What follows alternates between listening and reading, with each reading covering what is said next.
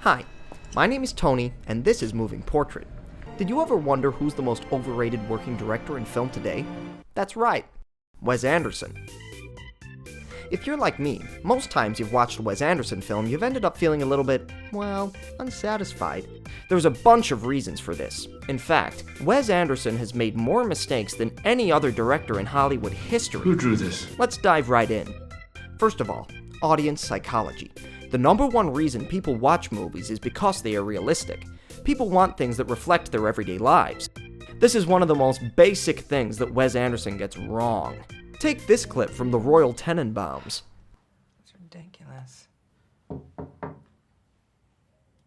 This is supposed to be real life? Come on.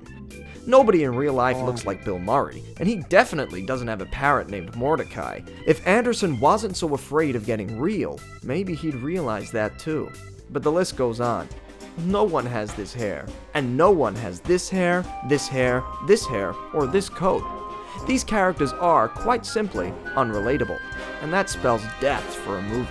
I'm very sorry for your loss. You would have thought he may have learned from his earlier films and developed into a mature filmmaker like Martin Scorsese or Hugh Jackman, but for some reason he keeps making the same mistakes over and over. Some people call it being an auteur. I call it shoddy filmmaking. Take his production design. All his sets just look, well, sort of fake. As if a little boy designed them. Like this one, and this one. No one has a living room like that. Anderson is repeatedly giving the finger to the real world, the place that you and I live every day. Talk about disrespecting your audience. It doesn't end there either.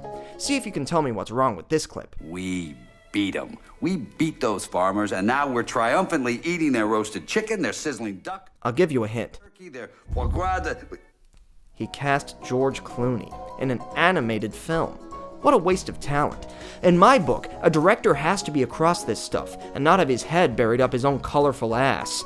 That seemed to prove too much for Wacky Wes. Here's Clooney's animated character at the start of the movie. It's actually slightly quicker. And here he is again later. And again. And again. Same mistake over and over. He didn't even think to cast this actor. This is unforgivable. By now, on a technical level, we're beginning to get a picture of some things that Anderson just doesn't seem to understand. Where the eye goes when editing two shots together, how to get the audience invested in a main character, how to name a movie. But check out this scene. I'll give you a second to let it sink in. The guru told me when the moon turns... What did you notice? Did you notice the lighting here? Or how about the rough transition from here to here? Continuity is all over the place for one, but that's not what I'm talking about. Here's the problem. He made a live-action film, but this time didn't cast George Clooney, even though he could have. Clooney had a massive gap in his schedule at the time they were shooting. He could definitely have done the movie, but Wes Anderson didn't ask him. That's straight-up shoddy filmmaking.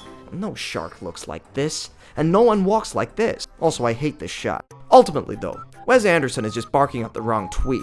He's as hard to stomach as this big sandwich. That's why Wes Anderson is my candidate for the worst director in Hollywood. I hope you've learned a thing or two about what not to do when you pick up that camcorder.